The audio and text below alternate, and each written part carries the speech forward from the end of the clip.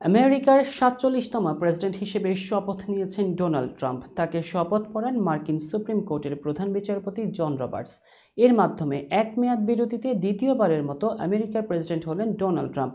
সোমবার ক্যাপিটাল হিলের রোটান্ডা কক্ষে আয়োজিত শপথ অনুষ্ঠানের মঞ্চে ট্রাম্পের সঙ্গে ছিলেন ভাইস প্রেসিডেন্ট জে.ডি. ভ্যান্স। প্রথমে আগে ভাইস প্রেসিডেন্ট হিসেবে শপথ নেন জে.ডি. ভ্যান্স, এরপর শপথ হয় ট্রাম্পের। সাবেক মার্কিন প্রেসিডেন্ট এবং ফার্স্ট লেডিরা এই শপথ অনুষ্ঠানে উপস্থিত ছিলেন। এর আগে স্ত্রী মেলানিয়া ট্রাম্পের সঙ্গে হোয়াইট হাউসে যান ট্রাম্প। সেখানে তাকে স্বাগত জানান বিদায়ী প্রেসিডেন্ট জো বাইডেন ও তার স্ত্রী জিল বাইডেন।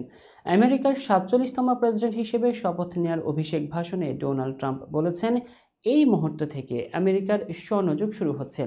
নিজের রাজনৈতিক প্রত্যার্পণের প্রসঙ্গ টেনে ডোনাল্ড ট্রাম্প বলেন, আমি এটার প্রমাণ হিসেবে আপনাদের সামনে দাঁড়িয়েছি যে অসম্ভব বলে কিছু বিশ্বাস করা কখনো উচিতই নয়।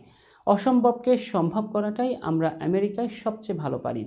৪৭তম প্রেসিডেন্ট হিসেবে দায়িত্ব নেওয়ার সময় একটি নতুন ও সফল যুগের সূচনার ব্যাপারে আশাবাদ ব্যক্ত করে ট্রাম্প বলেন, পরিবর্তনের জোয়ার দেশ জুড়ে বইছে।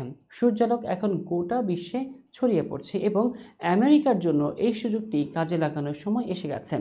জনগণকে তাদের বিশ্বাস, তাদের সম্পদ, তাদের গণতন্ত্র এবং স্বাধীনতা ফিরিয়ে দেওয়া হবে বলে ভাষণে বলেছেন ডোনাল্ড ট্রাম্প। দ্বিতীয়বারের মতো প্রেসিডেন্ট হিসেবে ট্রাম্প বলেন, এই মুহূর্ত থেকে আমেরিকার পতন শেষ। ট্রাম্প তার বক্তৃতায় নর্থ ক্যারোলাইনার হ্যারিকেন এবং লস অ্যাঞ্জেলেসের আগুন নিয়ে কথা বলেছেন।